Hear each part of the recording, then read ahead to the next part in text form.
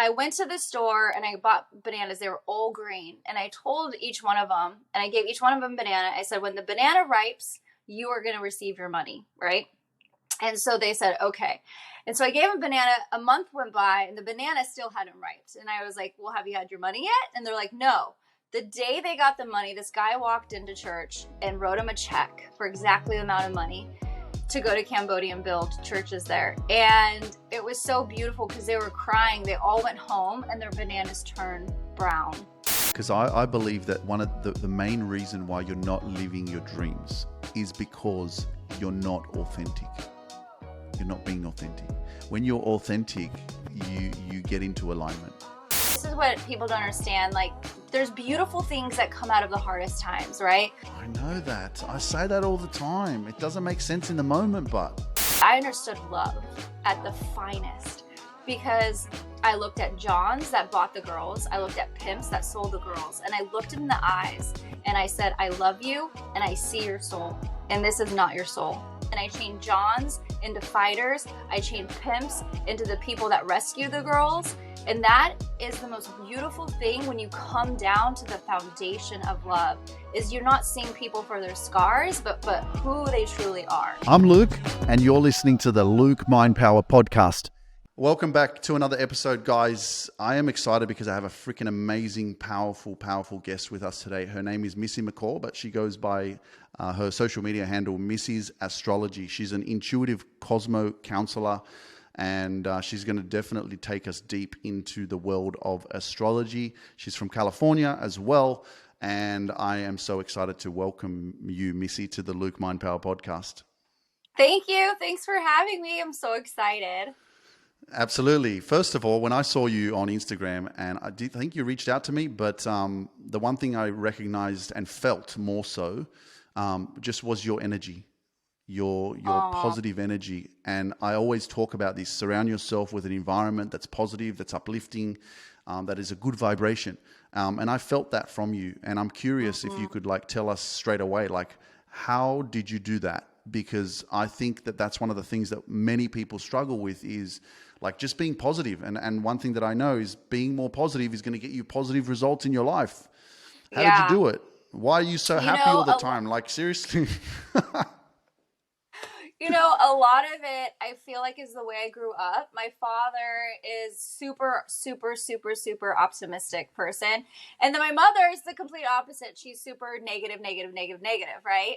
And so growing up with the duality, and they're still married, I don't know how, they're still married, is my father always taught me mind over matter, right? And he taught me that no matter what anyone says to you, if you allow it to affect you, then then you take on that energy, right? So no matter what people are projecting you, pain, anger, frustration, madness, sadness, if you don't allow that energy to come in as part of you, but see it as a reflection of what they're going through, then you can conquer anything in the world. That's pretty amazing. He taught me that from a very young age. And when I was in a wheelchair, when I was 12 years old and I was paralyzed, he took away my wheelchair, literally took away my wheelchair. And he said to me, "You're fine, you can walk." And I'm like, "Dad, no, I can't. What are you doing?" And he's like, "Mind over matter." And I'm like, "I can't. What are you doing?" And so he has always pushed me to the brink of all my limits, whether it be skiing, swimming, training for the Junior Olympics, whatever it is. It's he always pushed me to the point of fear is all in your head. It's not real. And so I always had that mindset with everything I do.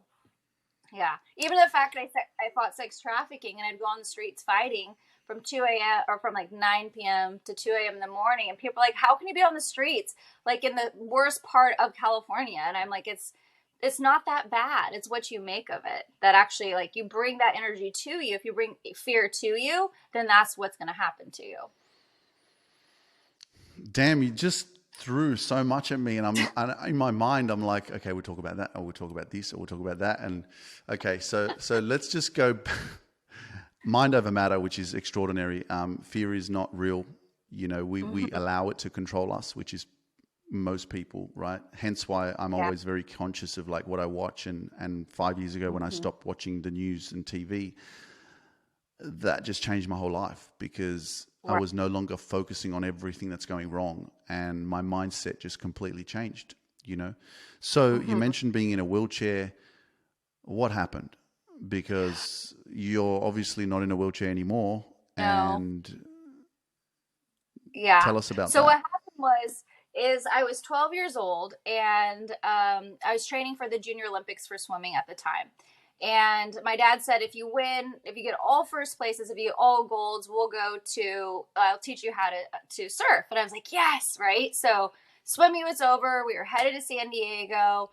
You know, my dad went down to look at the surf. We went up to the condo in San Diego to check out where we're at. Well, at the meantime, we were like 4 stories up. My mom like opened up all the windows to the condo because it smelled like bug spray.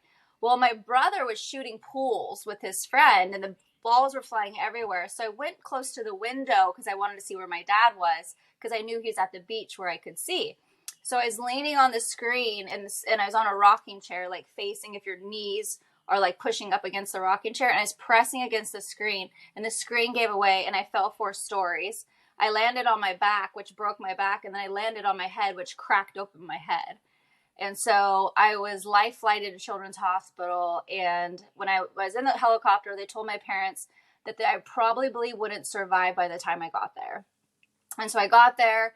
The doctor that was supposed to do my surgery was headed out to the airport, and he got a pager, and he was going to the UK to teach this big, huge institution on back surgery. Well, anyways, he did my back surgery, and he was a 7-hour back surgery. And they said to my parents, like, we're not done yet. We have to go back in. There's a lot more. We just calmed down our body. It's in a very traumatic state. And so then they went back, and he did another 7-hour surgery. So I had 2 back-to-back 7-hour surgeries. I went to the other side. So I crossed over. I saw Jesus. I saw the other side. I wasn't even coherent for the first 3 weeks of my life, like after the accident. But I was talking, and everything was okay. And I woke up from the hospital. I pulled all the IVs out of me, and I'm like, where am I? And they're like, you're in the hospital. I'm like, no, I haven't been here. Like, where am I? And they're like, you're in the hospital.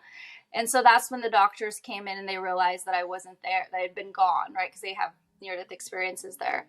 And they said, you're never going to walk again. You're lucky that you have your brain, and you're lucky you're not a vegetable, but you're never going to be able to walk again, right? And at the moment, it didn't sink in because of my mindset of my father, right? So I went home, and I was struggling. I tried to commit suicide 3 times. Like, I tried to push my wheelchair out into the street. I tried to push my wheelchair into the water, and everything saved me. And I finally was in the hallway, and I'm like, look, God, what do you want from me? I'm like, what do you want, right? And I said, if you give me my legs back, when I'm 30 years old, I'll open a battered women's and children's shelter. And so I stood up that day from my wheelchair, and I began to walk down the hallway. And I said to him, you are real. And I said, I'll give you my life for the rest of my life when he gave me my legs back. So he gave me my legs back. And that's what I speak a lot about, is God is real, but you have to truly believe.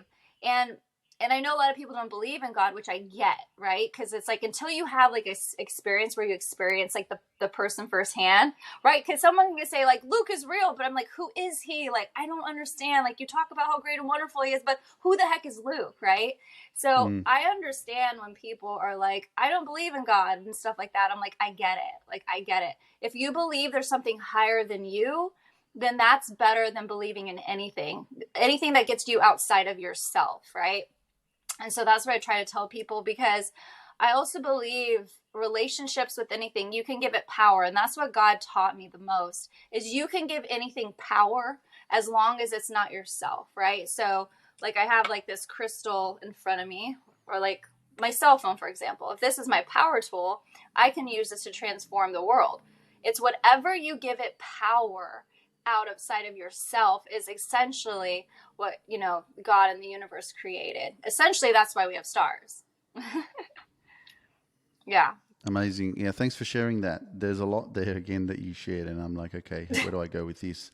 But it's awesome. No, thank you for being so open to share your story. And you know, everybody does have different experiences. And I know that, like, first of all, you know, you said that, you know, I crossed over and I saw Jesus. So I'm interested, could you take us a little bit deeper into what that means and Sure. like what you experienced, because Yeah. as you said, some people don't believe in God, some people have their own beliefs and religions and all that kind of stuff. So Right. how did that work for you? And to be honest with you, I didn't really know who I met on the other side until I read books. I was like, oh my gosh, like that's exactly what I had. So when I crossed over, I saw this really bright light. And the only way I can explain it to people is if you look at the sun, right? Like if you look at the sun, it's so bright. But this is a light that doesn't hurt you when you look at it.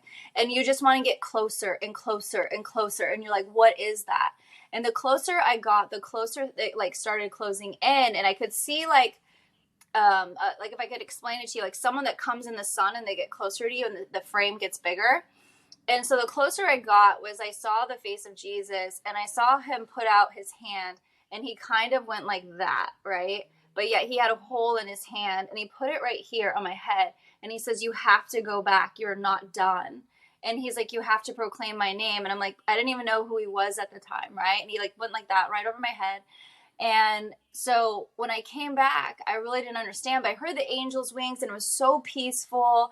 And I remember dreaming about him a lot when I came back. Like I dreamt about him a lot of like us running and chasing and doing crazy things. And I remember that, but I don't really remember who he was at the time until I started reading stuff. Right.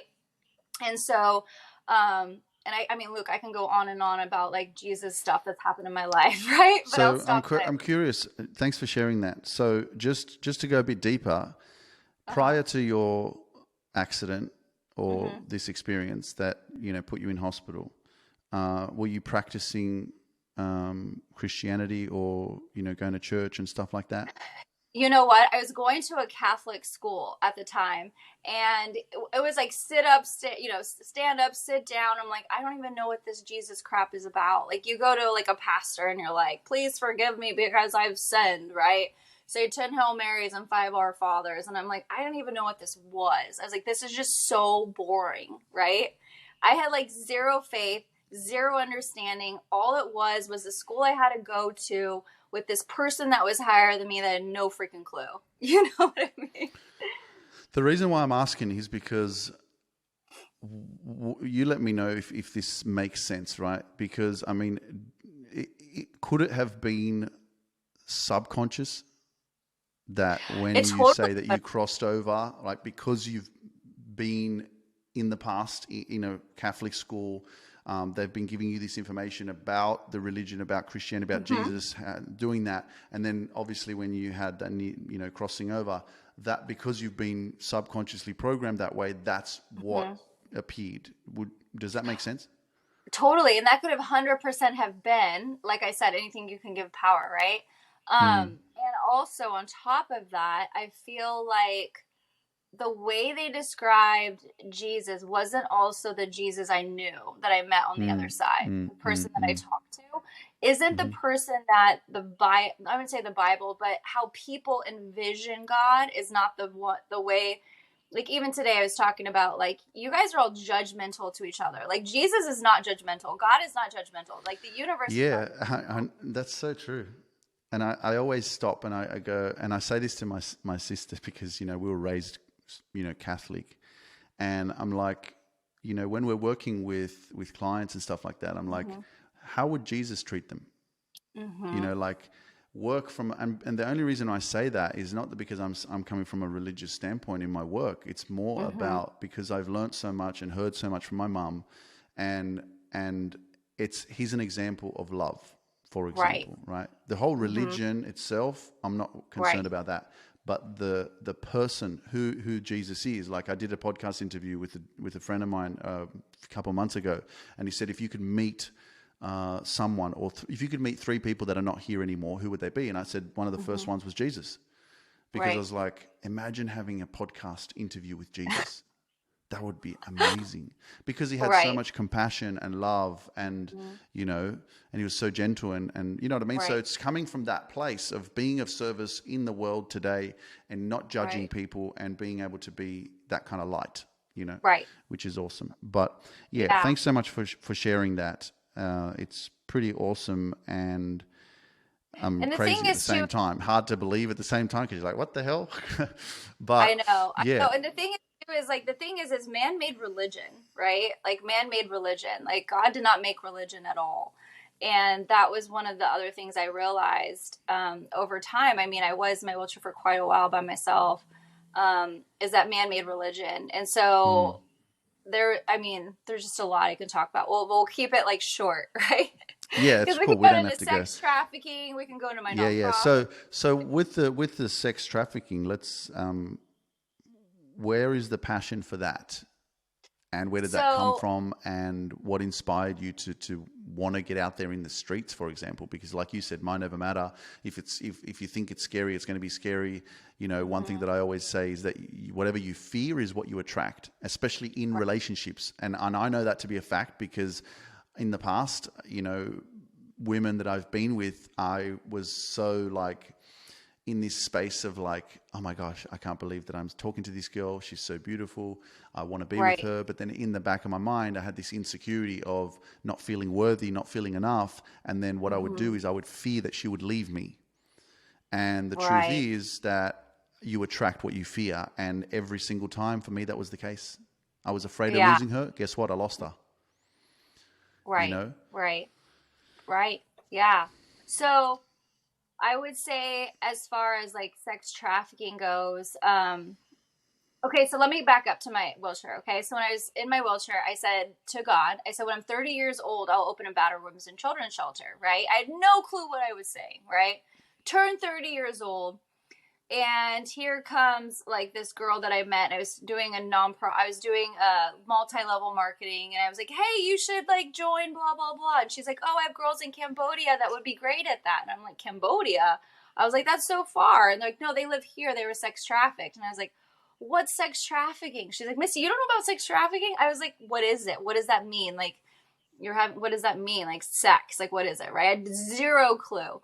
And she's like, they were sold for sex to men. Like, and I was like, what? I was like, that's disgusting. And she's like, yeah, they were sold like 20, 30 times the day, and they lived in dog cages. I was like, what? And so I went home that night, that day. I was furious at God. I was Mm.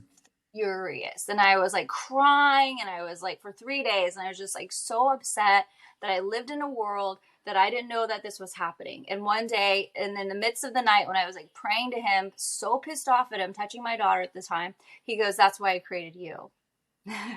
And so Mm. from then on, I had my husband at the time, and I just went full force, full board, like all in. It was like running 100 miles an hour fighting sex trafficking. You know, I had 3 houses at the time. You know, we raised our first fundraiser. It was like $1.5 million that we raised. And I spoke all over the United States. And then in 2017, he said to me, your work is done. And I'm like, it is not done. It just began. He's like, no, you got to leave. And I'm like, what? And he had a new task for me. And I was like, you know how, Luke, how we're like, we get so high. We're like, yes, we're fighting. We're doing good. Can you imagine being where you're at? And then God saying, you got to go. And I have something else for you. Right. And so Yes. that's what happened to me. And so I'm like, wait, what? And so I had tower moment after tower moment because I wasn't leaving. And the nonprofit just sank because I wasn't going. And Mm. finally, I was like, I surrender, God. I surrender. I left my marriage. I stopped the nonprofit. I was like, where do you want me to go? Like, I'm so lost right now. Right. And then during COVID, there was a lot going on, and I got with a group of astrologers. And like, Missy, you're so good at astrology. Like, why aren't you doing this? Why aren't you teaching? I was like, are you kidding me? I'd be shot in the Christian and Catholic community if they even knew that I was even touching astrology, right? Mm. And so that's when I got into astrology. But sex trafficking, I just had a passion because I had a daughter. And when you have a daughter and you know that other children are being sold, it's just the most disgusting thing that if it doesn't touch a soul, like, I don't know. And so when I was fighting sex trafficking, the most beautiful thing about it, though, Luke, is I understood love at the Mm. finest because I looked at Johns that bought the girls, I looked at pimps that sold the girls, and I looked him in the eyes and I said, I love you and I see your soul, and this is not your soul. And it was the most beautiful thing because I was able to pray over them, pray the life back into them. And I chained Johns into fighters. I chained pimps into the people that rescue the girls. And that is the most beautiful thing when you come down to the foundation of love, is you're not seeing people for their scars, but who they truly are. Damn, Missy, that's deep and that is powerful, and you are extraordinary. And I know that everybody who's listening right now is like, what did I just hear? And it's crazy as well to think that, you felt this calling as well, that God's speaking to you and like is saying, hey, Missy, it's time for you to move on now. You've done your job here. I need you to go into another area. And I can relate to that. I don't necessarily kind of like, I guess lately I have been using the word God a lot more. Like when I started doing this work, I started to grow, and I left basically, the religion I was raised in. I needed my solitude. I needed time for me to discover who I really was. And so a part of that was basically shedding my skin, letting go of everything that I'd known myself to be so that I could really figure myself out. Who is Luke? Right? So then I basically went on this path of like talking about the universe, and that resonated with me more, where I was like, the universe has your back, and the energy and all that kind of stuff, right? But now recently I noticed myself kind of, using the word, because again, everyone relates to things differently. My job, like my mum was really upset with me at the start because she wanted me to talk about Jesus and God and proclaim the good news of the Bible and all that kind of stuff. So she didn't like the fact that I was using the words universe. And then I said to her, and I remember she triggered me so much, but I remember saying to her, I'm here to speak with a universal tongue so that everyone can hear me. Right? Because I'm very aware that if I was to just be speaking from, let's say, the Bible or the Quran or the Bhagavad Gita, if I was only speaking from that wisdom, right, then I would be limiting my connection with the world. And that's not, for me, that's not who I am. I'm here to impact everyone. And so how do I do that is by speaking in a way that resonates with everyone, and I'm not limiting people to like, he talks about, because if I keep saying the universe, I will, people that do believe in God or their faiths, they won't understand that. They'll be like, the universe, what are you talking about? Yeah. And the most So beautiful thing about that too, Luke, is like the download I got for you is that we all have a place and we all have a purpose and we all have a way that we save people, right? And your way is so beautiful because your calling, right? And I'm not being swayed left or right by what everyone tells me. What the beautiful thing about your mother and my mother, right, is they're our biggest teachers to help us grow, to find our space and our place, right? And so I love that you do that because you're owning who you are without like, what, some days I'm going to use God, some days I'm not, right? And owning that safe space that works for you, which is so beautiful, which I love. Yeah, I will because say, like, for example, some of the, like my text on my TikTok videos and my Instagram videos, when I say, the universe has your back, I add /God. right. So that anyone who believes in God will be able to see that. Right. Not missing, because I know majority of people is universe, God, or they say the source. Right. So, whatever works for you, your higher power, the energy, or whatever you believe in, I try to accommodate because I get it, what they're, relating to, so, but yeah, and like you said, your mother and my mother, they're our greatest teachers. And I got to agree with you because like the triggers that I've had because of my mom and how I've had to heal from them and to be able to be who I am without, I've had to let go of trying to change her, for example. I've been able to open up and accept her for who she is, that she's, she just wants me to be happy. She's here to protect me and she wants to love me. And that's how she does it. And that's something I spoke with one of my clients the other day as well. And I was telling him, I was like, man, stop trying to change your dad. Don't change him. Be yourself and love him where he's at, who he is. Right. And just be the light, be the example, and be yourself. And what's so beautiful too, when you actually look at the triggers of our family members that trigger us, there's a part of the reason why we're triggered because it's truth, right? And so when you can actually see as a trigger as truth and be like, where in my subconscious am I actually believing? Like if my mom comes over, she's like, your house is a mess, the kids destroyed it, right? And where in my mind am I believing that's truth, right? Because if I don't think that's truthful, I'll give you an example. She's like, today, she's like, you're always so busy. You're so busy.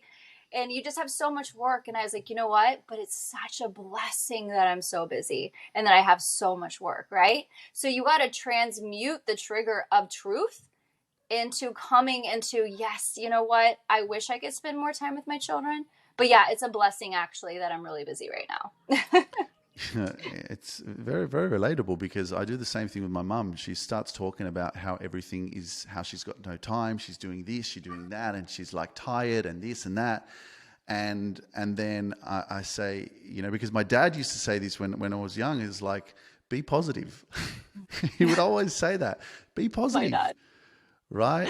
And so I catch her as well because she falls into these like negative ways of thinking, and it's like, it's a blessing to be alive. I always say that it's a blessing to be alive no matter what's going on, right? And again, you get what you focus on, and if you keep focusing on everything that's going wrong in the world, guess what? You attract more of that into your life. Oh my gosh, ain't that the truth?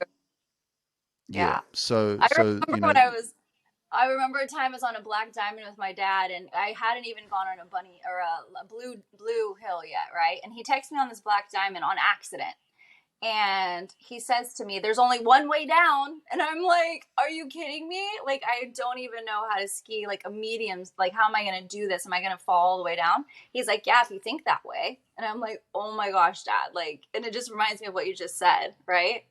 Because what's a fear black can. diamond? A black diamond. So when you ski, it's the hardest part of a ski lift. It's like the hardest slope. So imagine like it's like straight down like this. Like that's a black Right. diamond. Okay. Yeah. And what, you went down?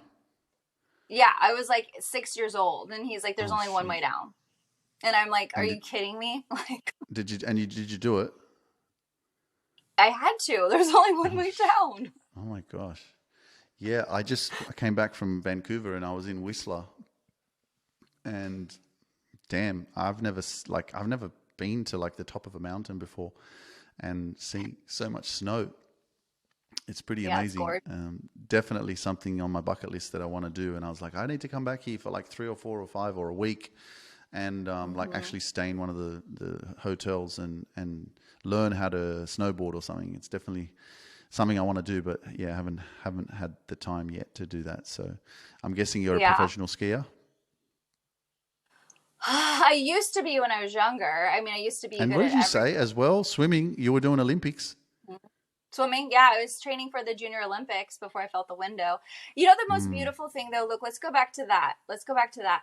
The most beautiful thing about my accident, and this is what people don't understand, like, there's beautiful things that come out of the hardest times, right? I was know training for the that. I Junior say that all Olympics. the time. It doesn't make sense in the moment, but Right? I was the mean girl. Like, I was the mean girl. I had straight A's. Like, I was training for the Junior Olympics. I had no humility, like, whatsoever. I was, like, fearless, right? I had no humility. As soon as I fell out the window, and I didn't have any friends. My 7th and 8th grade year, I spent in a bathroom stall, like, all by myself because I didn't have any friends because I was the mean girl, right? So it's such a beautiful thing because now I can see someone on the street and my heart goes out to them. I can see someone hurting and my heart goes out to them. I can feel people in a different way that is so beautiful. And I tell people I would never, ever, ever give up those 3 years of my life ever again to experience that hardship. so it's beautiful because what you're doing is you're aware of wanting to help and wanting to be of service to others, and you have so much love and compassion for other people. The one thing that I'm very aware of is that, you know, from culture or just the way that, you know, history has taught many of us is, especially from a female's point of view as well, is be selfless, right? Is take care of other people, give to other people. My mum does it. My mum says it all the time. You know, be compassionate, be generous, give, like help other people. So you're talking about the same thing in a way where you have so much humility and stuff like that. So how do you find your balance? Because one thing that I'm very aware of is, in order for you to give and help others, first you need to help yourself. And don't forget about yourself. You have to have a balance in that, right? Because when you give, you have to pour. Like I say, make sure that you are full, you fill your cup, and that you're overflowing, right? And then when you give from your overflow so that you're not drained and lost and low. So how do you manage that? How do you keep a balance so that you are always living on this higher vibration? I will say it's been a learning and process for me, because I feel so much for people that over the years I've really had to learn to listen to myself. And I'm such a forgiver. Like, I think like every boyfriend I've ever dated has always cheated on me. I'm like, oh, okay, well, it's fine, like it's fine, right? So like my very first boyfriend, we were in love for 5 years. He cheated on me probably like a equivalent of like 20 times we were together. And I had to learn over time that self-respect, right? That self-worth, that self-value. Even in my marriage, like my husband didn't cheat on me, but we were just not in love. We got together for the wrong reasons not really wrong reasons. It was because we were loving each other, but it was like the Christian religion, all of that, right? And he was great with my daughter at the time. And I feel like when I was fighting the nonprofit and I was working 14 hours a day, I was losing myself, right? And I was losing my children, not in a way like I was losing them, but like I wasn't spending time with them, and I lost myself. And I remember going to go see my psychologist, because I saw a psychologist when I was 21. That's for another story. And she said, Missy, you're just, what you're doing is you're suffocating yourself, because you're not being alone with yourself. You're not owning yourself, and you're just saving. Your girls are, everyone's drowning. Your girls are drowning. Your husband's drowning. Everyone's drowning. And now you're drowning. And she's like, what is your soul telling you to do? I was like, well, my soul's telling me that I'm on overdrive, overkill. Right. And so when I ended my marriage, it was like self-discovery. I'm like, I'm going to live in my truth. I'm going to live exactly who I want to be, and I'm not going to fake who I want to be. And so I love watching you, because you're like my alpha version of me, because like you're always like cussing and like all of this stuff. And I'm like, yes, I'm like, that is the alpha me, because like I'm always like, fuck it, you guys, like, you know what? Like I'm always like that on my life, and I'm like, oops, like I got all these kids watching. I got to watch my mouth, right? Every morning live, people are like, Missy, my 8-year-old's watching you. I'm like, crap, like, but I just want to be like, get out of your own skin, fuck it, right? Yeah. And I would say after realizing I lost myself is when I truly started to sit in the sauna, in the morning, pray, really starting off my morning, like doing a morning by myself. Like, what is my purpose for the day? What is my intention for the day? What am I grateful for? I call it the pig. And that really transitioned my whole life, from during COVID, when I realized I need to start being me and being authentically me, and not trying to be, like, because in the nonprofit world, I hid who I really was. I hid my astrology. I hid my looks. I put my hair up in a bun every day and fought sex trafficking. So I feel like it was about me finding me again, and being like, you know what? If you guys don't like the way I look, that's on you, not on me.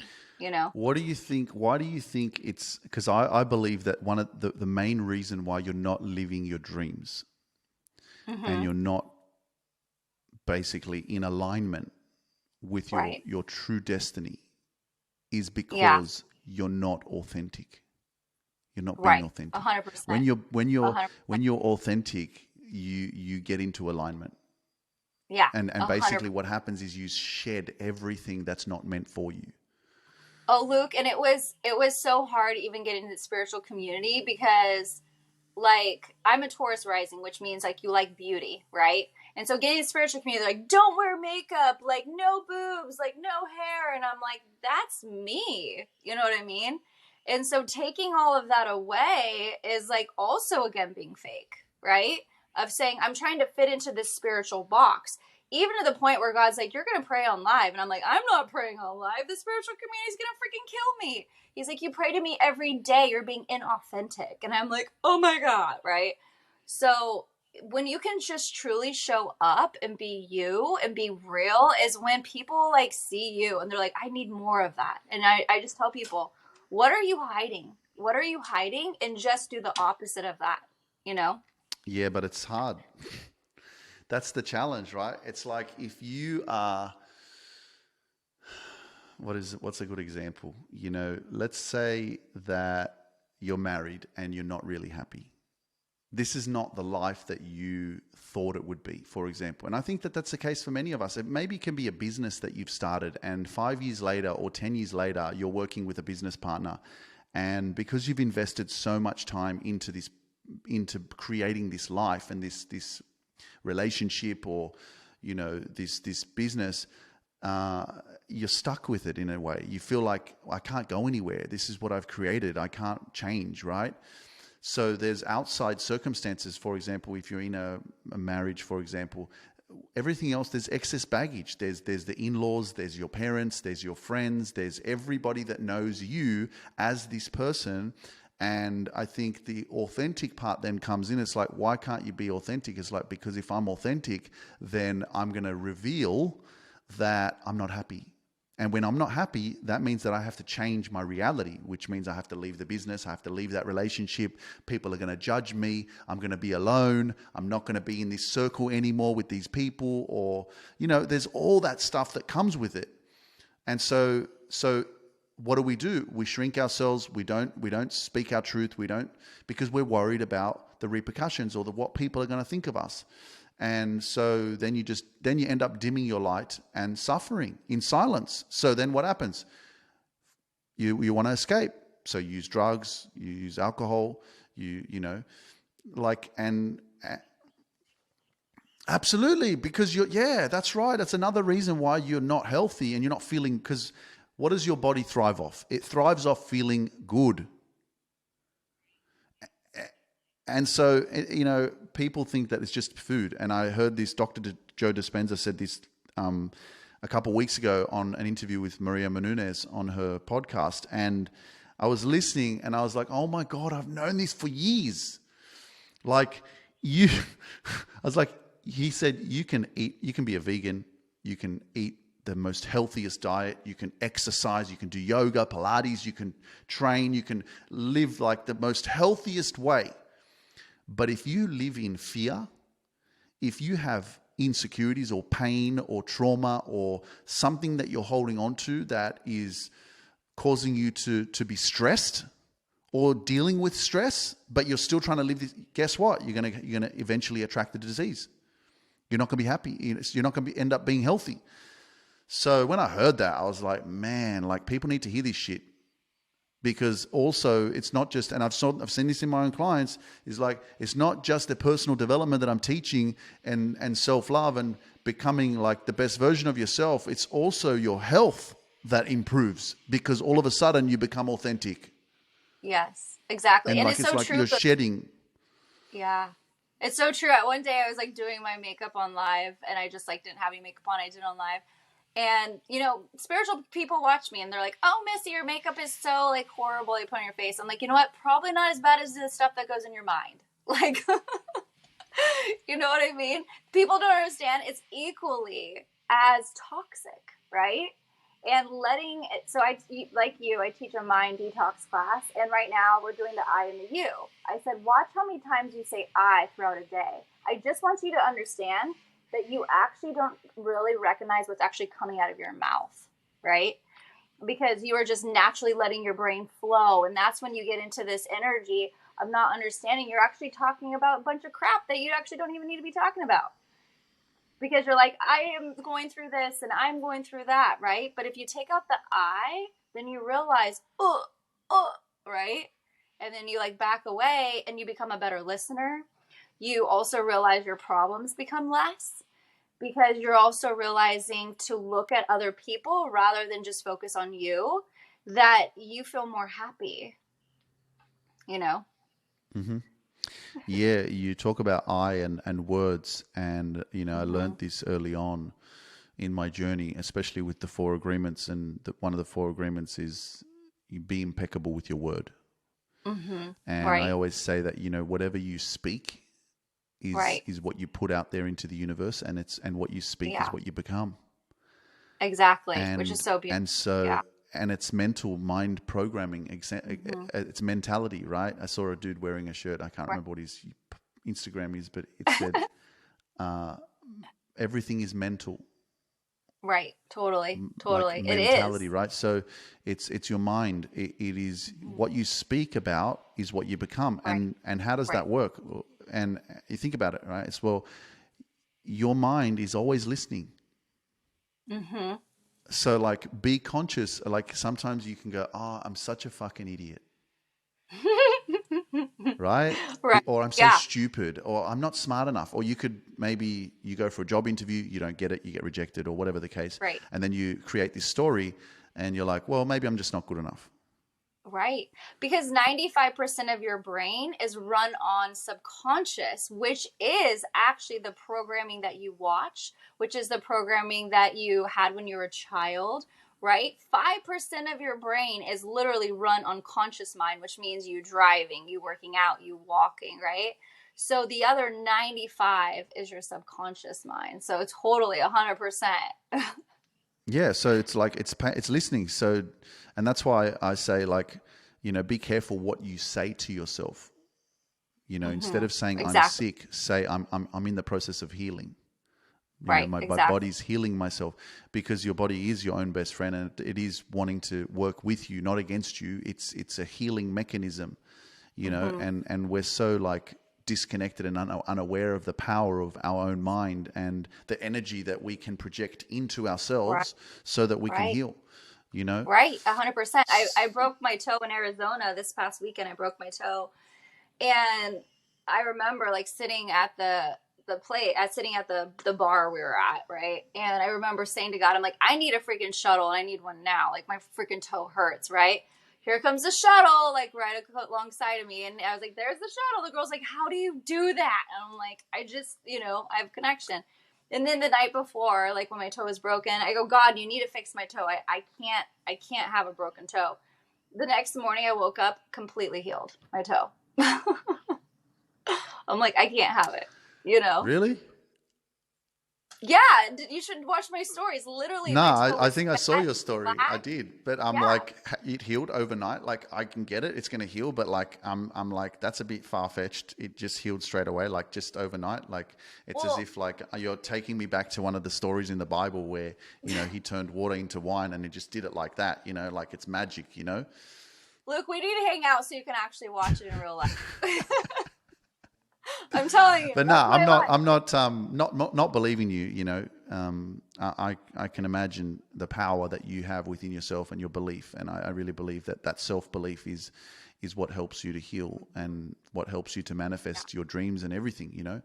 But Hmm. Missy, you talk. I mean, you say on your social platforms, you're an intuitive Cosmo counselor. We haven't really talked about astrology at all. Right. Where did you find this passion? How much time have you invested into learning about astrology? As you know, that a lot of people in the religious space could possibly say that this is new age, or this is like, it's not real, or something like that. Whatever Right. they can believe. But how do you know this information? How do you know it's true? Like, when you talk about telling me, oh, it's a full moon and this and that, and like the energy, and this is what's going to happen, and like I'm a Virgo, and the star signs and all that stuff. Like, how is that? Like, where does the truth in that come from? And like, because the one thing that I also am aware of is like, whatever you believe is what makes Right. sense, like, and what you see. Right. So for example, you start, like, I remember reading horoscopes and stuff in the newspaper when I was younger, and my mum was like, don't read that rubbish. But the Right. thing is, what I could also remember is every single month, or every single like horoscope, I could find Right. relatability to it. And I'm Hmm. like, but it can be Right. relatable to everyone in their life. So the difference between me and most astrologers is I'm a lot like you. I have a lot of Virgo in me, so I like facts, right? I'm like, I need a fact. Like when I saw G's on this other side, it's like I have a fact, right? And astrology is like a fact. And I remember looking back at my accident, and I'm like, why did this happen? And so at the time when my accident happened, there's this divine gateway called the vertex. The vertex is a divine gateway, which is a portal of energy that comes to you when certain things happen in your life. And so the vertex hit Pluto exactly. Lucifer was squaring my Uranus. Lucifer hates me, by the way, just so you know. Was squaring my Uranus. And then I had my sun change signs that also hit Saturn, which represents your identity or ego. And all of these stars aligned exactly the moment I fell out the window. And this was when I was 12. So when I turned 16, I started looking at astrology because, you know, I'm like, what's going on? Like, there has to be a reason why this happened to me. I'm like, there has to be a reason. And so I started digging into astrology when I was really, really young. I started putting the puzzle pieces together. Eventually more stuff started to come out of about astrology. But the thing with what I do is I give people like exactly like dates and times and when things are going to happen. And I know it takes the faith out of a lot of the stuff that, you know, we are supposed to believe in, but at the same token, God gave us the stars as well to say, hey, like, have faith. Like, it's on its way, right? It's on its way. That's my biggest thing. It's on its way. And the stars really point to me when someone's like, I remember this guy, he was very similar. He was this huge guy in Wall Street. And he came to me and he's like, Missy, I want to pay you like $1,500 and I want you to tell me what these stocks are going to do. And I was like, okay. And I told him and then I let it go. And he came back to me 6 months later and he was like, do you know you made me a millionaire overnight? And I'm like, no. And he's like, and I'm moving to Texas and you said I was going to move and I told you I would never move. And I was like, well, the stars don't lie, you know? And so, but I work with people a lot to know timing of events. So if someone's trying to get pregnant, I'm like, you can try all you want, go get the in vitro, go try, you know, I'm not God, so just try. But in reality, I know like it won't happen. You know what I mean? And the stars have a lot to do with the energy. And so I that's kind of what I teach, is how to teach people how to actually read the stars, not just like, here's Sunday morning horoscope, right? Here's what's actually happening. I can actually pinpoint exactly what is happening in your life. Like I talked to this guy, Marco, today. He was from Germany and his wife's like, you need to talk to Missy. He's like, Missy, I don't believe in this crap. So what do you got to tell me? Right. And I told him, I was like, well, your mom is sick. Your dad's in the hospital.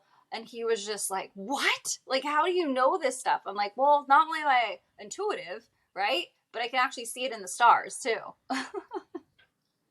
You know, so I get a lot of. So basically, you're also, what do they call those people that tell you about Psychic? the future? Yeah. Yeah. Yeah. Psychic. My pastor used to call me a prophet on the wall, because I could tell people there without looking at the stars, I would be able to tell people like, hey, I remember they're going to Cambodia and they needed to raise like $13,000 and there was like this small little church. And I said, oh, you're going to get it. And they said, Missy, how the heck are we going to raise that much money in a small little church? And I said, I don't know, but it's going to happen. I remember my pastor going, Missy, you can't say that stuff because if it doesn't come into fruition, then, you know, people are going to turn against God. And I'm like, but it's going to happen, right? And so then I said to God, I said, help me out to help them understand. So he showed me, they call it the banana faith now. I went to the store and I bought bananas. They were all green. And I told each one of them, and I gave each one of them a banana. I said, when the banana ripes, you are going to receive your money, right? And so they said, okay. And so I gave them a banana. A month went by and the banana still hadn't riped. And I was like, well, have you had your money yet? And they're like, no.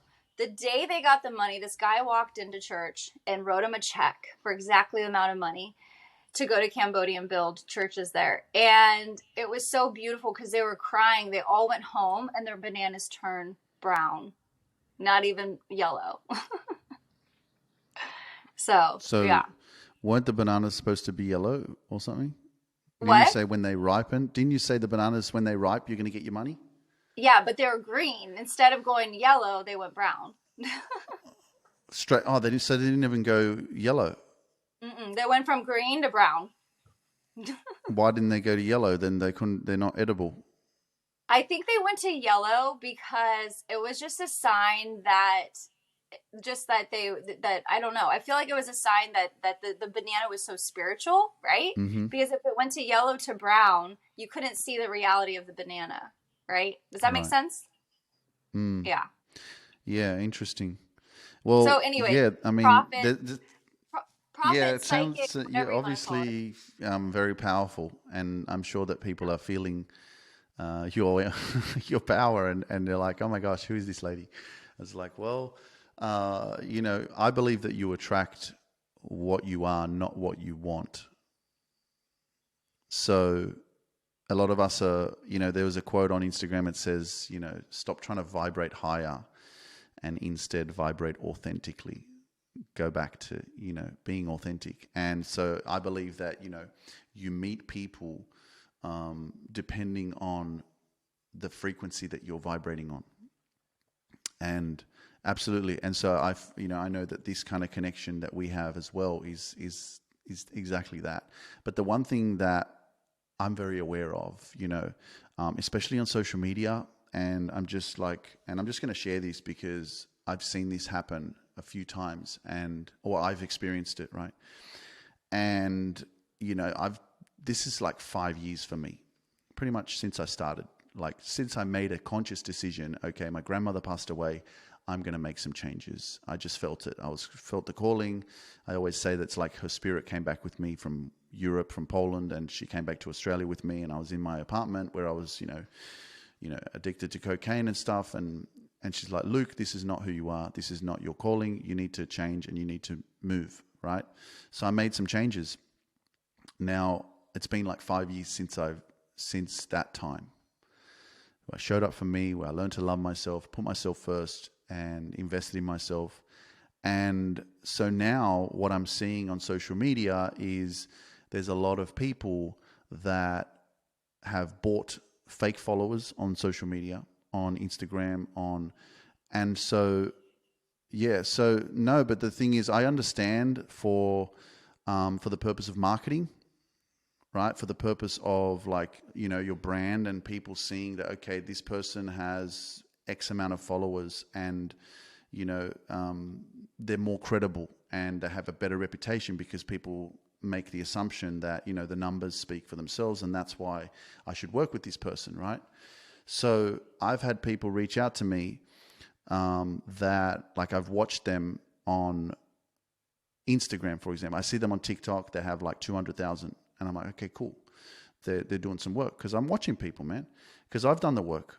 I've put in so much energy and time into building my social platforms that why would I then go and work with someone who hasn't done the work? There's not a reciprocation of energy. That's what's really important to me, right? So then I go on social media and I see someone who says they have 100,000 followers on Instagram, but when they're speaking live, there's 2 people or 3 people watching them. And for me, that clearly shows that they haven't done the work. But yet they're reaching out to me and they're saying, hey, Luke, hey, man, I want you to come on my podcast. And then I look at their socials and I'm like, oh, they've got 100,000. And then I have to do my due diligence to look at their account carefully to see, does that match up? So that what I'm noticing right now is that there's a lot of people that are, I get it for business purposes. I'm not here to judge people, right? But that are showing up as if they've done the work, and that's something that's disappointing in a sense for me because I have done the work, and my energy is sacred, and so I'm very conscious of who I connect with, who I spend time with. And I don't want to be spending time with someone who's just over the last 6 months decided I'm going to be this person. I'm going to show up and do podcasts and put video content out there. And then I'm going to buy some fake followers on my account so that I look bigger. And then I'm going to reach out to all these bigger people who have done the work. And then I'm going to get to speak with them. Yeah. Does that make sense? 100%. And I will even add on to that. A couple things is, one, I have met a lot of spiritual people, and that now that I do what I do, they even have, when I first started, I'll just be honest with you, I had my good friend Joey at the time. During COVID, we were friends, and he had a girlfriend named Jessica, so we were all good friends hanging out. And he had very close connections to Instagram. And I remember when I first started, he was like, oh, Missy, this is easy. I just post something in my story and you'll get tons of followers, right? And I remember thinking okay. And then I watched it and I'm like, but like that helps, but no engagement, right? So I have like all these people, but then there's no engagement. And I will tell you too, Luke, one of the saddest things I have found, not just with that, is I see a lot of good spiritual men and women that have 300,000 to 400,000 natural followers, but they're speaking truth, but then they get off the camera and they're not who they seem on camera, right?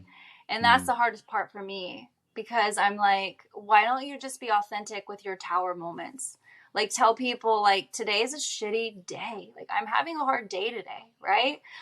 I'm, like, I say that all the time. Like, my kids are yelling in the background in my lives. I'm like, sorry. And I tell them, I'm like, I get mad. I have to pray for the blood of Jesus to come over me, right? And I feel like it's even harder for me to watch that than for me to watch people buy fake followers, because I'm like, this isn't like, if you ask anybody, like when I'm off camera, I'm the same on and off. If actually anything, I am more authentic off camera, in the sense, like, I will tell you like the craziest stuff I go through my day, and I just don't care, And I think that's the hardest part for me is seeing people that show up in this community, or even on the pulpit, wherever we want to go, right? And they're not being a service in the face of others. Yeah, look, I can relate. And, when I first started doing Instagram, for example, I said this in my first episode, it's how to grow your social media, or how to grow your Instagram. My first episode on the Luke Mind Power podcast. And I was connected with a company that I was paying like $40 or $50 a month. And they were reaching out using my account to message people, like people's posts, follow people, and then people would follow back, because, you would follow, they would follow you back. So they were helping me grow. And then I also had a friend reach out, who I'm friends with now. I wasn't a couple of years ago. And he's like, hey, man, do you want to get to 10K so that you can use the link, so that on the stories you can post the link, because that was what you needed back then.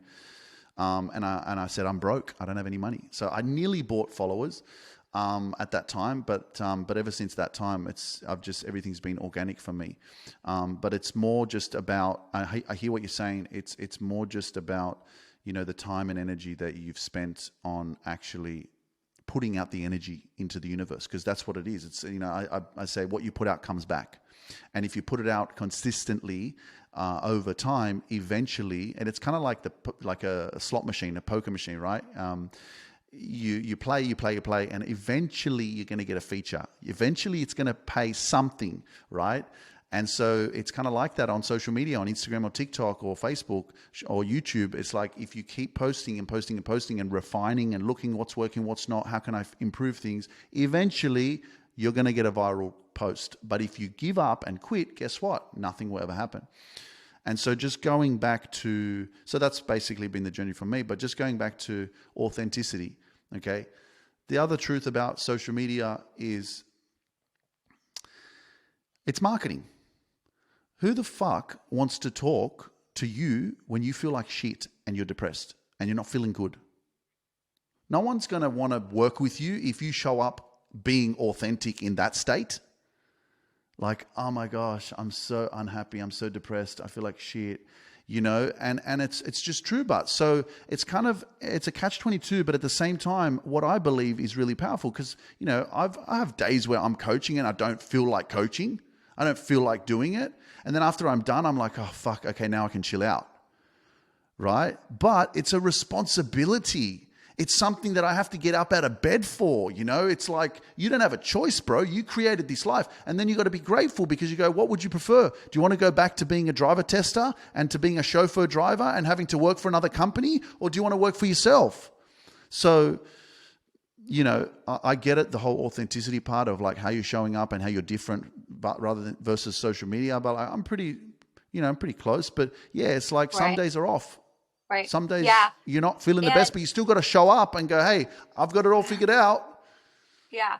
And the beautiful thing is it's just, it's hard for me to see, especially like pastors or people that lead a flock, right? Because, God gives you people, and this is where like I don't ever talk bad about a lot of the people that I know, especially in a lot of this community at all. I never tell anybody, because I know we have our own process, right? We all have our own process, and it's just hard for me to watch, because I can see someone going through like a bankruptcy, like a divorce, all of this stuff, and then they're like, and then they message me on the side, and they're like, oh my gosh, my life's falling apart, it's crazy, da da da da da, and then they're like, mind over matter, like, you know what I mean, like no fear, and I'm like, but you're not practicing what you preach, and so it's hard sometimes for me to watch that, and I just want to take like group, like one of my students, she's like, you need to mentor the like mentors of like just be like truthful, like for even me to come on camera, I have a huge scar on my chest, right? And for me to come on camera with my scar is very, very hard for me, right? We all have our angst of why it's hard for us. And so just going back to what you said about the likes or whatever, the people or whatever. The other thing I realized too, it doesn't really matter how many followers you have. It matters your heart, right? Jesus had 12 followers. And it doesn't matter about how many followers you have at all. It's your heart. My friend Joey, I have like lots of friends that have like 5 million followers. I have a girlfriend that's my really good girlfriend. She has like 2.9 million followers on TikTok, right? But it's like, what's your heart, right? That's the basis. It's because if this isn't whole, all of this won't even matter, because this is not going to make you happy. This, your day-to-day in and out, is what makes you happy, Yeah. And Jesus was a good representation of that, because he lost followers all the freaking time. Yeah, look, it's not necessarily like you have this, it's the same thing with anything you want, okay? Right. You believe that, when I achieve that goal, and I love this delayed gratification state that many people are living in, and I learned this from Peter Crone. And, he said that like we are robbing ourselves of our happiness, because we believe that when I achieved that new apartment that I want, that looks over the ocean, I'm going to be happy. Right. Just like, for me on TikTok or even Instagram, I'm like, on TikTok, I'm like, once I hit 1 million, then I'm going to be this shit. Right. Oh, then I'm going to be happy, And so I hit 1 million. Now I'm hit 1.1 million. And it's like, does it change who I am? Necessarily in a way it does, because I'm growing. So who I am when I had 100,000 versus who I am when I have 1 million is a different person. Right. Totally. But the number, it's nice to know that I'm making a positive impact on people, but it doesn't necessarily, it does change you, because you have to grow to become that, to achieve that, to attract that, So, but it's not necessarily like making me a better person than anyone. I'm not trying to be better than anyone. I'm just being me. I'm being my best self, So, but in the world of like marketing and business and stuff, people do look at that. They look at your numbers. They look at what you have. And if you're trying to connect with someone and you've got 1,000 followers, you're more likely to get connected if you've got 2 million, So, those kind of little things obviously do make a difference. I can reach out to people now that I couldn't reach out to before because I didn't have the numbers. Yeah. I think the hard part too is like thinking about that is, power corrupts power. And, looking at my friend who was huge on Instagram, and he knew like the back ends of Instagram, right? He got his Instagram taken away. Because Why? he made money off of Instagram, and he got his Instagram taken away because he knows that the back ends of Instagram, and he was taking people's accounts away, and so Instagram came in and took his account away. Like there's such back office to Instagram and TikTok that people don't even know, right? Like they don't even know like the back office is the true authentic part of it's just like sex trafficking. People are like, oh my gosh, Missy Trump. I'm like, you guys don't even know. Like, you don't even know the heart of like, if we go down the rabbit hole of the police officers, the firefighters, all the government. Yeah, I know. And that's like, there's a lot, but it's not just that, Missy. There's so much else going on around the world that if you went down the rabbit hole, and that's why even on TikTok, which is one of the most open platforms, like there's a lot of stuff on Instagram that gets censored because of its conspiracy or whatever it is, but on TikTok it's a lot more open, right? And that's why obviously maybe they don't want it to be so open, right? Yeah. But, that kind of information, if you go down the rabbit hole, it's very easy for you to get lost in fear as well. And so that's Right. one thing that I'm Totally. very conscious of. It's not just Right. don't watch the news. It's like, be conscious of what you're consuming on social media, because again, what you consume Right. into your mind is what you start thinking about and what you Right. become. And Yeah. it's like, keep your mind, Yeah. what does Les Brown says, make your mind fertile ground for the seeds of Right. opportunity. Yeah, yeah. And I totally 100% agree. It's just, I know like power corrupts power. And I say that because I've seen it so much in fighting sex trafficking and everything that I'm like, my eyes are just wide open. And I'm like, you know what? And God's like, if I want to move you, you got to be like Jesus. You got to be able to move and walk away from all your followers. And the ones that follow you will follow you, and the ones that won't, right? And I realized it's about just in the time during COVID, it's just about me showing up and being me. And if God wants me to back away from this platform, I have to be ready to go and not let my ego be it's so engraved by the power of it that I can't leave. And that's what happened with my nonprofit. Is I grew so much so quickly that I was so big that everyone knew me.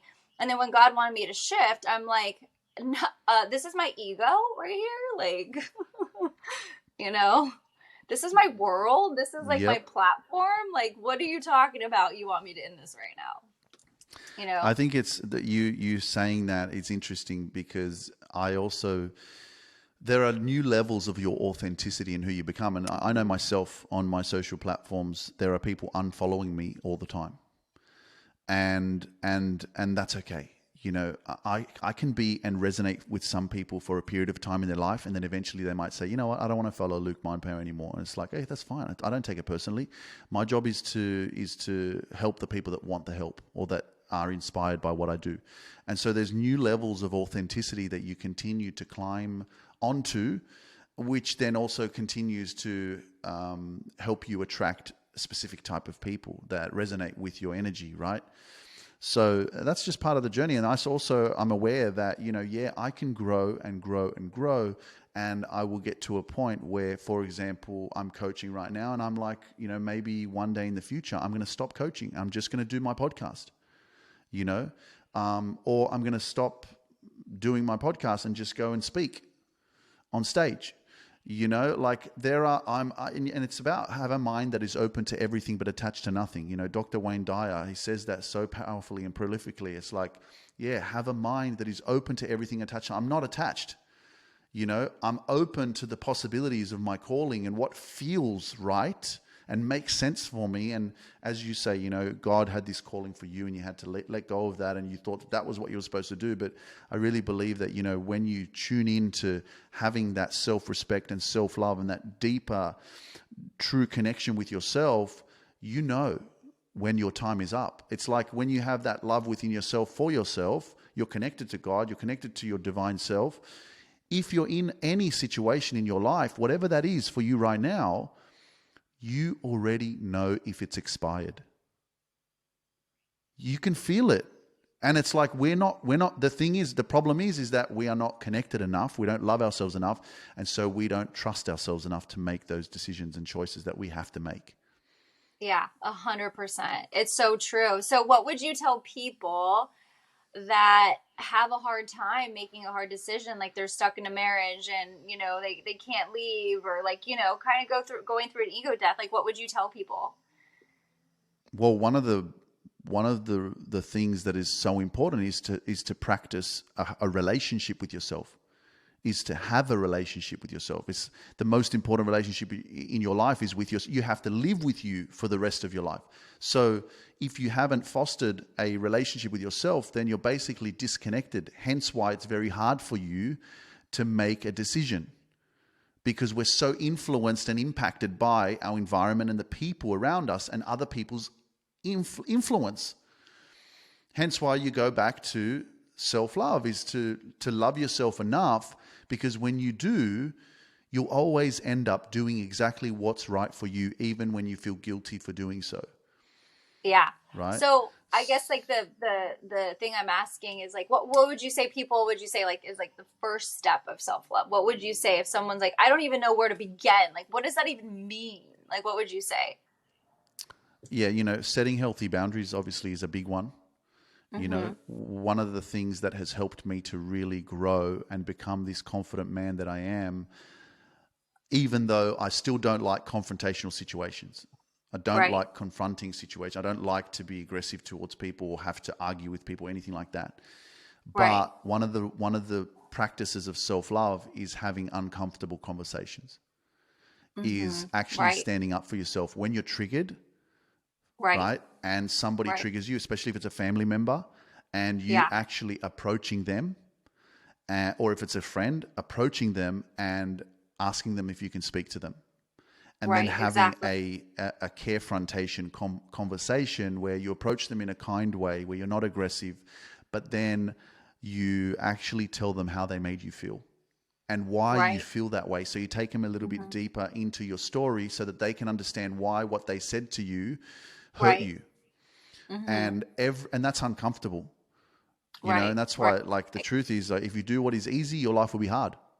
Right. If you Totally. do what is hard, your life will be easy. So Right. I've done this and practiced this over and over and Mm. over again with so many situations. I did it the other day at the gym Yeah. with a dude that, Right. that said something to me. And I was like Right. overthinking about it. And I was like, that's a massive sign. I got to go talk to him Right. because I couldn't stop Right. thinking about it. And, Yeah. and so every time I do this, I've grown in confidence with myself. Right.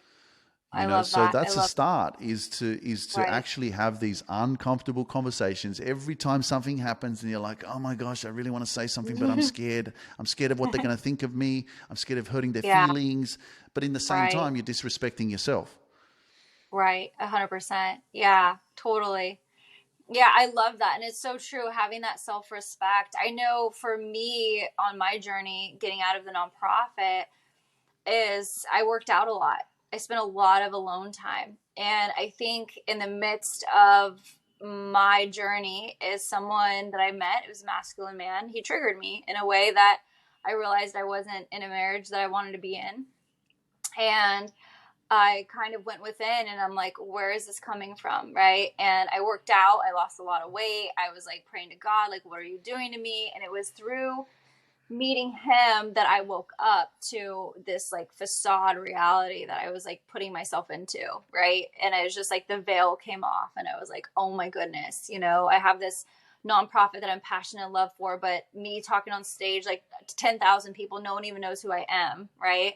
And it was just like, I felt so fake because I was showing up on camera, but then behind the scene, I was like going to this lifeless, loveless marriage that wasn't even there, right? And we get along great. We got along great, but there was just no passion. There was no desire. There was no even friction to bring the passion, to bring the desire. There was no, we're like yin and yang. And so I realized that and I started working out a lot. I started journaling. I started journaling what I wanted. And then I started seeing a psychologist, and the psychologist is the one I saw like once. It was like at one time, and it just changed my life. And ex-husband and I went to counseling, and then I just realized it was over, like talking to the counselor. And I won't say what happened there, but it just really hit home that like by doing all of the self-love, self-work, I never actually had the conversations, but I worked out a lot, right? And I found that like love within me first. And then I had the conversation with Blake or my ex-husband about getting the divorce that I had to have, you know? It's Yeah. pretty extraordinary how, if you start paying attention, relationships actually Mm-hmm. are such big teachers. Oh, yeah. And it's Yeah. and we feel so bad because maybe something is ended, but it's Right. always important to be aware that, for something new to come into your life, Right. something old needs to leave. And Totally. you have to 100%. let go of anything that is hurting you or draining you or lowering your vibe or not bringing you peace in order for Right. something new to come in. And it's Right. just one of the parts of life to be aware of, that, Yeah. friendships, relationships Mm-hmm. will trigger you so that you can Yeah. actually evolve.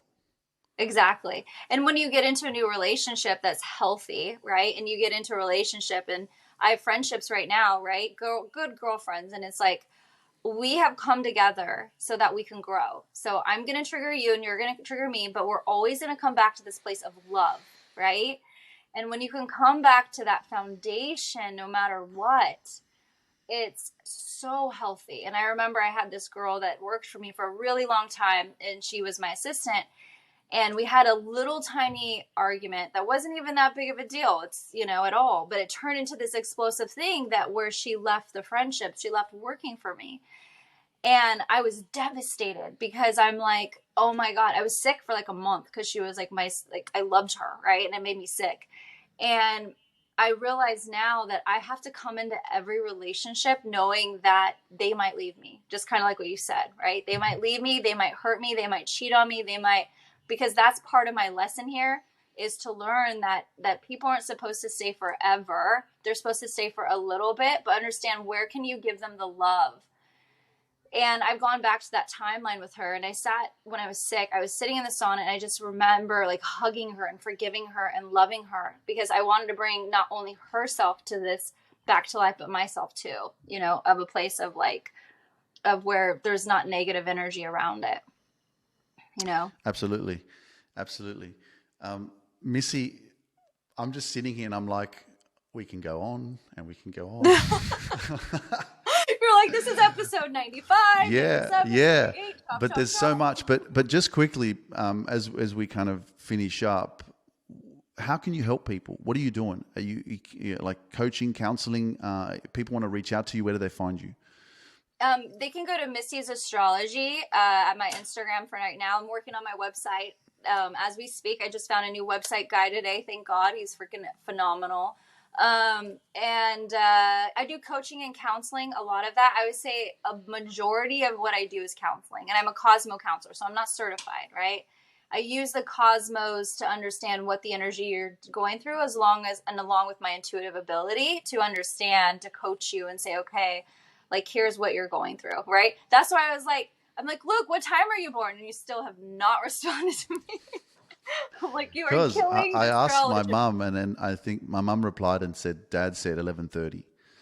And I was like, is that in the morning? And he's like, yeah, I think so. I'm like, it's not 100%, so I don't know 100%. So I could say 11:30, but yeah, I'm still looking into it. Give me a chance. I'm like, you're killing the Cosmo counselor right now, because I'm what time are you born? And then on top of it, I haven't talked to you, so it's like I can't go, okay, what happened during this time and this time of your life, to figure out exactly pinpoint what time you're born. And so, and I'm an investigator. I'm like a true Scorpio Virgo. I'm like, I need to figure this out. What do you mean Scorpio Virgo? What does that mean? Because the Scorpio is the investigator, and the Virgo is it needs order. It needs to figure things out in their life. And so they're when were you born? Are you actually what was your month that you were born? October 30th. And what's that? So I'm a Scorpio. A Scorpio. Oh, right. Okay. Yeah. I was born at 5:55 p.m. Yeah. So I'm a true Scorpio. 5:55. Damn. That's some synchronicity there. Yeah. And then my social security has 444 in it too. Well, funny enough, you had to say 444, didn't you? I was walking this morning and just as I turned around, because I was like, okay, that's enough. I need to walk back now. By the time I get back, it's going to be another 10 or 15 minutes. And as I turned around, the house that I was at was number 44. And I was like, that's a nice sign. Thank you. I'll just keep going. That's funny, because every morning I set my alarm at 4:44. Oh, really? Wow. Mm-hmm. Yeah. Look, these are all signs and synchronicities. And again, it's always about belief. And it's like you can tune in or you can say it's a coincidence. I believe there's no coincidences. I believe that, we didn't connect by accident. I think everything is orchestrated. And if you start paying attention to these synchronicities and everything that's happening in your life, you'll see that life is happening for you, not to you. It's not against you, but you've got to tap in and start to really respect yourself more, honor yourself more, understand yourself more, and know that, you know, the universe has your back, God has your back, and that's how you'll start to get. And most importantly, like we talked about, you know, step into more authenticity of yourself, and everything will start working for you. So, Missy, it has been extraordinary. I know I'm so grateful because I remember my students sent me your stuff, and they're like, "You need to reach out to him. He's like the alpha, and you're like the female of the energy." And I was like. And so I watched your stuff, and I remember reaching out, and I was like, dang it, I have to fill out this form? I'm like, this is never going to happen. So I'm so thankful to be on your podcast, and I appreciate it. Yeah, thank you so much for your time, for your energy, for your wisdom. Thanks for not giving up. Thanks for getting out of that wheelchair. Thanks for being so powerful today for us. And I know that everybody who's tuning in is like, who's Missy? And go and follow her on Instagram and send her a message and say, you're amazing. Remember that, you know, the one thing that I really believe is that when you really learn to love yourself, that's where you can really learn to love others, because I always say you can't give what you don't have.